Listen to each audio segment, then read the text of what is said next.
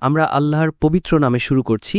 আমরা তার প্রশংসা করি এবং তার মহিমা বর্ণনা করি, যেভাবে তা করা উচিত। আর আমরা তার সকল মহান রাসূলদের উপর শান্তি ও রহমতের জন্য দোয়া করি, যার মধ্যে সর্বশেষ ও সর্বশ্রেষ্ঠ নবী মুহাম্মদ সাল্লাল্লাহু আলাইহি ওয়াসাল্লামও রয়েছেন। ইন্দোনেশিয়ার জাভার সুন্দর জাম্বার শহর থেকে জিলহজ মাসের এই ২৪তম দিনে আমরা আপনাদের আসসালামু আলাইকুম ওয়া রাহমাতুল্লাহি ওয়া বারাকাতুহু বলে স্বাগত জানাচ্ছি। গতকাল আমরা এই সিদ্ধান্তে এসেছিলাম যে ইসরায়েল যেভাবে ইরানে হামলা করেছে তার প্রথম অর্থ হল ইসরায়েল এখন খোলাখুলি প্রমাণ দিচ্ছে যে প্যাক্স জুডাইকা এসে গেছে। আর আজ আমরা এই প্রশ্নের উত্তর দিতে চাই, ইসরায়েল কেন প্যাক্স জুডাইকা চায়, প্যাক্স জুডাইকা কি? গত ২৫ বছর ধরে আমি এই বিষয়টি পড়াচ্ছি। আমি আমার বই জেরুজালেম ইন দ্য কুরআনে এই প্রশ্নগুলোর উত্তর দিয়েছি। আমার সমালোচকরা আমাকে ২৫ বছর ধরে প্রত্যাখ্যান করেছেন এবং মনে হচ্ছে তারা আমাকে আরও ২৫ বছর ধরে প্রত্যাখ্যান করতে থাকবেন। কিন্তু এখন একটি পার্থক্য আছে।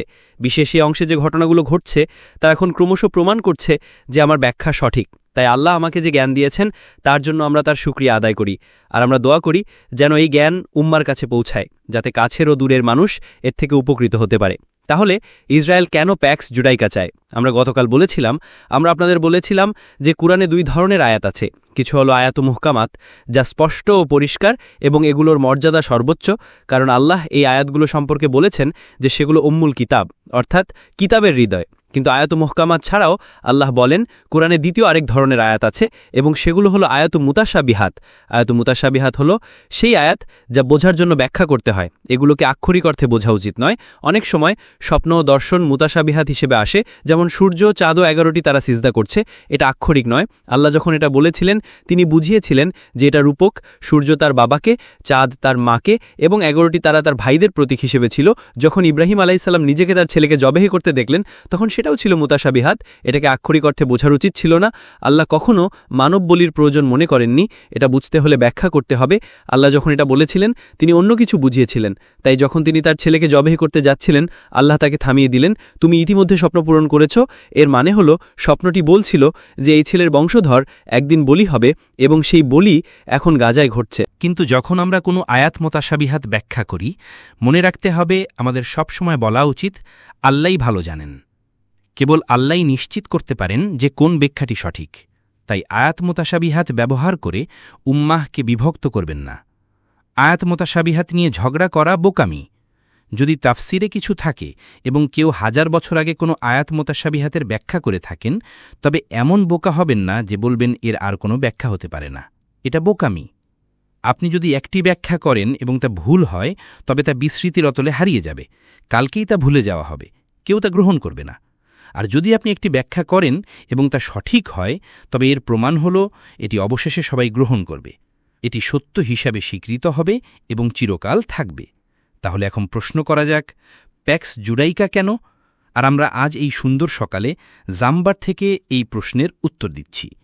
আমরা এটা শুধু এই উম্মাহের ভালোর জন্য করছি না, বরং আমরা ইসলামের আলেমদের বোঝানোর আরও একটি চেষ্টা করছি যে প্যাক্স জুডাইকা কি।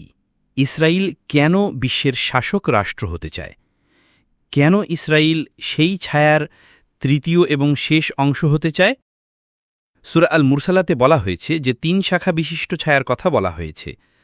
আমরা এই ছায়াকে দাজ্জাল হিসেবে ব্যাখ্যা করেছি এবং দাজ্জালের ছায়া 3টি অংশে প্রকাশ পাবে। কুরআনের আরেকটি আয়াতের কারণে আমরা এই সিদ্ধান্তে পৌঁছেছি যে ছায়ার প্রথম অংশ ছিল প্যাক্স ব্রিটানিকা বা ব্রিটিশ শাসন। ব্রিটেন বিশ্ব শাসন করতে চেয়েছিল। ব্রিটেনের আগে কোনো শাসক রাষ্ট্র পুরো বিশ্ব শাসন করতে চায়নি। রোমান সাম্রাজ্য কখনো পুরো বিশ্ব শাসন করতে চায়নি, কিন্তু ব্রিটেন চেয়েছিল। এবং ব্রিটেনের পবিত্র ভূমি অর্থাৎ জেরুজালেমের প্রতি একটি গভীর আকর্ষণ ছিল। তারপর আমরা দেখেছি প্যাক্স আমেরিকানা বা আমেরিকান শাসন।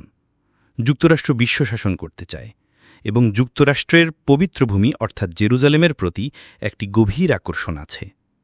যুক্তরাষ্ট্র শুধু ইসরায়েলের প্রতি বিশ্বস্ত থাকার জন্য পুরো বিশ্বের বিরুদ্ধে যাবে। যুক্তরাষ্ট্র শুধু ইসরায়েলের প্রতি বিশ্বস্ত থাকার জন্য আমেরিকান জনগণের বিরুদ্ধে যাবে। এটা হলো গভীর আকর্ষণ। এবং তারপর আমরা বলেছি যে ছায়ার এই প্রথম 2টি অংশ একটি নির্দিষ্ট উপায়ে কাজ করেছে। প্যাক্স ব্রিটানিকা এবং প্যাক্স আমেরিকানার উদ্দেশ্য ছিল প্যাক্স জুডাইকার জন্য পথ প্রস্তুত করা। যখন প্যাক্স জুডাইকা প্রতিষ্ঠিত হবে তখন ছায়া অবশেষে অদৃশ্য হয়ে যাবে, আর কোনো ছায়া থাকবে না, এবং দাজ্জাল সশরীরে আবির্ভূত হবে। দাজ্জাল একজন ইহুদি হবে। দাজ্জাল একজন মানুষ হিসাবে আবির্ভূত হবে। নবী সাল্লাল্লাহু আলাইহি ওয়াসাল্লাম তাকে একজন যুবক হিসেবে বর্ণনা করেছেন। এটা মুতাশাবিহাত নয়, এটা মুহকামাত। সে শক্তিশালী দেহের অধিকারী হবে। এটা মুতাশাবিহাত নয়, এটা মুহকামাত। তার কানের পাশের চুলগুলো কোকড়ানো থাকবে, যা তাওরাত তাদের রাখতে বলেছে। এটা মুতাশাবিহাত নয়, এটা মুহকামাত। আর সে জেরুজালেমে দাঁড়িয়ে ইসরায়েলের উপর এবং এর মাধ্যমে পুরো বিশ্বের উপর শাসন করতে বলবে, আমিই মুসিহ। কিন্তু সে মুসিহ হবে না, কারণ মুসিহ হলেন নবী ঈসা আলাইহিসসালাম, মারিয়ামের পুত্র। আল্লাহ তাদের উভয়ের উপর রহমত বর্ষণ করুন। হ্যাঁ, মুসিহ হলেন নবী ঈসা, কিন্তু সে ঈসা হবে না, সে হবে মিথ্যা মুসিহ, সে হবে আল মাসিহুদ্দাজ্জাল। নবী সাল্লাল্লাহু আলাইহি ওয়াসাল্লাম বলেছেন, তার কপালে কাফির শব্দটি লেখা থাকবে, আর প্রত্যেক মুমিন, প্রত্যেক বিশ্বাসী কাফির শব্দটি পড়তে পারবে। সেই মুমিন অক্ষরজ্ঞানসম্পন্ন হোক বা নিরক্ষর হোক, সে তবুও কাফির পড়তে পারবে। তাহলে কেন একজন বিশ্বাসী পড়তে পারে কিন্তু অবিশ্বাসী পড়তে পারে না? কিভাবে তার চোখ থাকা সত্ত্বেও সে পড়তে পারে না? নবী সাল্লাল্লাহু আলাইহি ওয়াসাল্লাম দাজ্জাল সম্পর্কে বলেছেন, সে তার বাম চোখ দিয়ে দেখে, তার ডান চোখ অন্ধ। এটা দেখতে একটি ফোলা আঙুরের মতো, কিন্তু তোমাদের প্রভু এক চোখা নন। আমরা বলি এটা মুতাশাবিহাত অর্থাৎ রূপক, কিন্তু আমাদের সমালোচকরা বলেন যে না, এটা মুহকামাত অর্থাৎ আক্ষরিক। তাই যখন দাজ্জাল কাল জেরুজালেমে দাঁড়াবে এবং বলবে আমিই মসিহ, আর আমরা বলবো এটাই দাজ্জাল, তখন আমাদের সমালোচকরা বলবেন ভুল। আমাদের সমালোচকরা বলবেন সে দাজ্জাল হতে পারে না। আমাদের সমালোচকরা বলবেন দেখো তার দুটি চোখ আছে। এটাই আমাদের এবং তাদের মধ্যে পার্থক্য। আপনি যদি এটাকে মুহকামাত হিসাবে গ্রহণ করতে চান, সেটা আপনার পছন্দ। আমরা বলি এটা মুতাশাবিহাত। যখন দাজ্জাল তার বাম চোখ দিয়ে দেখে, বাম চোখ বাহ্যিক দৃষ্টির প্রতীক। আর যখন দাজ্জাল ডান চোখে অন্ধ থাকে, আমরা বলি এটা অভ্যন্তরীণ অন্ধত্বের প্রতীক। আর যারা দাজ্জালকে অনুসরণ করবে সারারাত স্মার্টফোন নিয়ে এবং সারাদিন স্মার্টফোন নিয়ে, তারা সবাই অভ্যন্তরীণভাবে অন্ধ হবে। আল্লাহ তাদের সম্পর্কে বলেন তাদের চোখ আছে কিন্তু তারা দেখতে পায় না। আল্লাহ তাদের সম্পর্কে বলেন তাদের কান আছে কিন্তু তারা শুনতে পায় না। আল্লাহ তাদের সম্পর্কে বলেন তাদের হৃদয় আছে কিন্তু তারা বোঝে না। আল্লাহ তাদের সম্পর্কে বলেন উলাইকা কাল আনআম, তারা পশুর মতো। আল্লাহ তাদের সম্পর্কে বলেন বালহুম আদাল, বরং তারা পশুর চেয়েও নিকৃষ্ট। আর এখন আমরা সূরা আল মুরসালাত ছেড়ে সূরা সাবাতে যাই।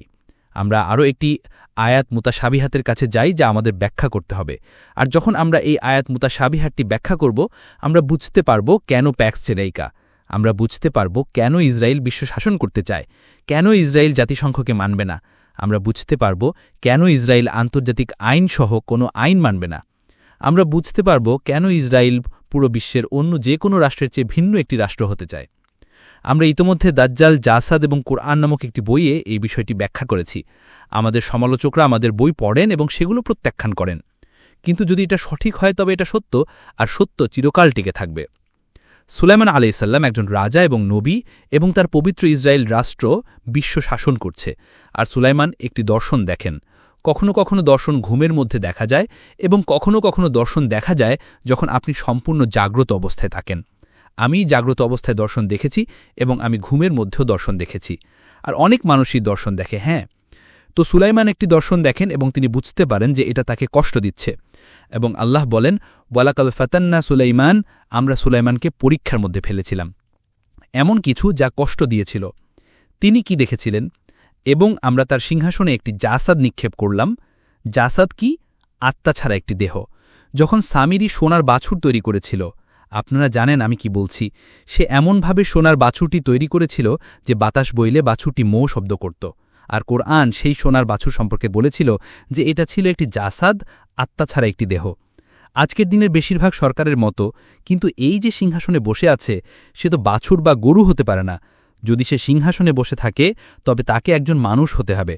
কিন্তু সে মানুষ হিসেবে আবির্ভূত হলেও তার মধ্যে রূহ নেই, তার নফস নেই, তাই সে একটি জাসাদ। যখন সুলাইমান তার সিংহাসনে এই জাসাদকে বসে থাকতে দেখলেন, এটা কি মুহকামাত নাকি মুতাশাবিহাত? উত্তর, যদি এটা মুহকামাত হয় তবে এই লোকটি একজন পাগল।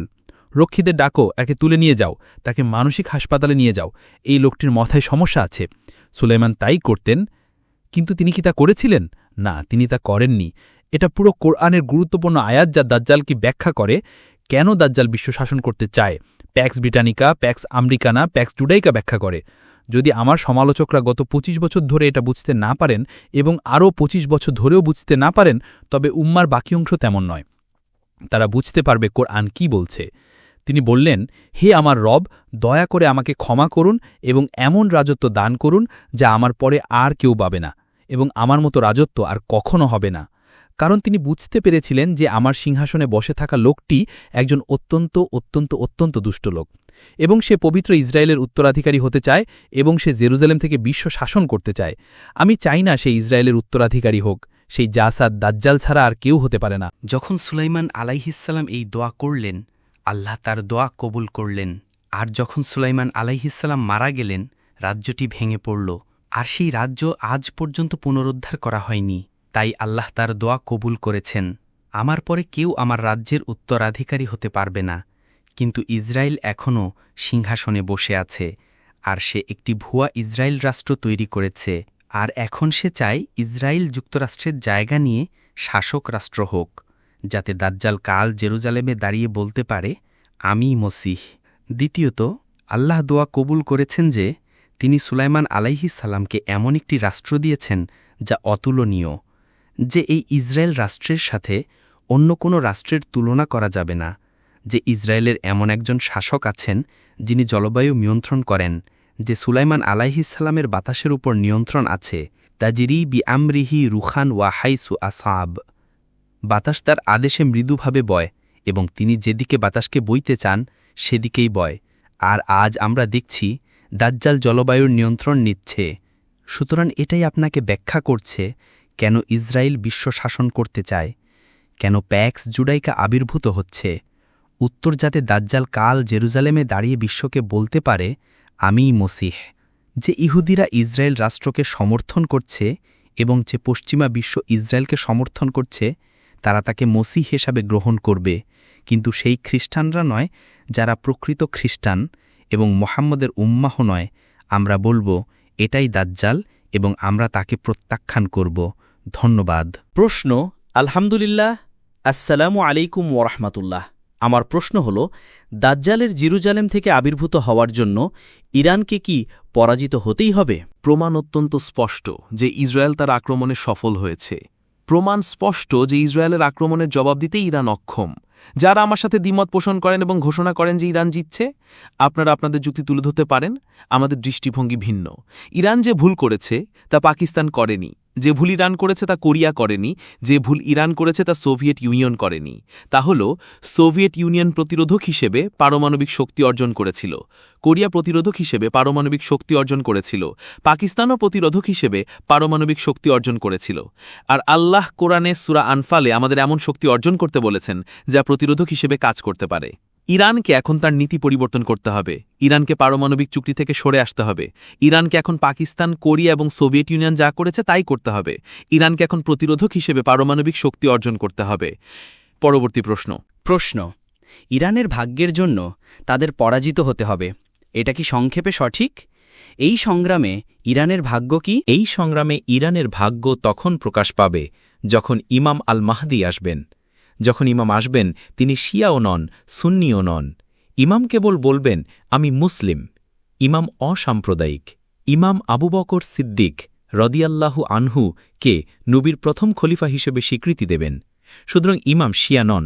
শিয়া বিশ্বের একটি অংশ তাকে ইমাম হিসেবে গ্রহণ করবে এবং তাদের বিশ্বাসের ভুল অংশটুকু ত্যাগ করবে। শিয়ারা বিশ্বাস করে যে আল্লাহ নেতৃত্ব নবীর পরিবারে অর্পিত করেছেন, এটি তাদের জন্য একটি বিশ্বাসের অংশ। আর ইমাম বলবেন, তোমরা ভুল করছ, হ্যাঁ তোমরা ভুল করছ। তাই শিয়া বিশ্বের একটি অংশ ইমামকে অনুসরণ করবে, কিন্তু শিয়া বিশ্বের আরেকটি অংশ তাকে প্রত্যাখ্যান করবে। এটাই ইরানের ভাগ্য। সুন্নি বিশ্বের একটি অংশ ইমামকে গ্রহণ করবে এবং তাকে অনুসরণ করবে, কিন্তু সুন্নি বিশ্বের আরেকটি অংশ বলবে, না, সে একজন জঙ্গি। এটি সুন্নি বিশ্বের মগজ ধোলাই হওয়া অংশ।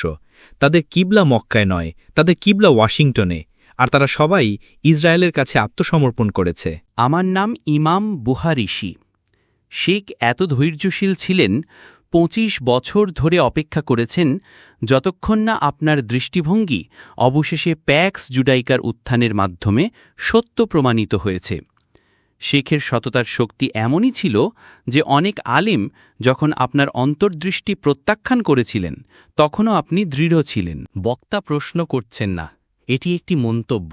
তিনি আমাকে প্রশংসা করছেন যে আমি আমার মতামতে দৃঢ় থেকেছি, যদিও ইসলামিক পাণ্ডিত্যের জগৎ আমাকে প্রত্যাখ্যান করেছে। আমার প্রথম প্রতিক্রিয়া হল, আমি সবসময় সতর্ক থেকেছি এটা বলতে যে যখন আমি কোনো মতামত দিই তখন কেউ যেন আমার মতামত গ্রহণ না করে যতক্ষণ না আপনি নিশ্চিত হন যে আমি সঠিক। কারণ আমি ভেড়া ও গবাদি পশু চাই না যে আমাকে অনুসরণ করুক। আমি চাই চিন্তাশীল মানুষ আমাকে অনুসরণ করুক। আর আমি ইন্দোনেশিয়ানদের ভালোবাসি তার একটি কারণ হল ২৫ বছর আগে যখন আমি ইন্দোনেশিয়ায় ভ্রমণ করেছি, আমি দেখেছি যে ইন্দোনেশিয়ানরা দ্রুত বুঝতে পারত। সে যদি ধান রোপণকারী কৃষকও হয়, আল্লাহ তাকে এমন একটি মন দিয়েছেন যে সে দ্রুত বুঝতে পারত। যদি ইন্দোনেশিয়ানরা সঠিকভাবে চিন্তা না করে তবে যে কেউ তাকে তাদের তালে নাচাতে পারে, আর সে দ্রুত নাচে। তাই ইন্দোনেশিয়ানদের জন্য এটাই বিপদ।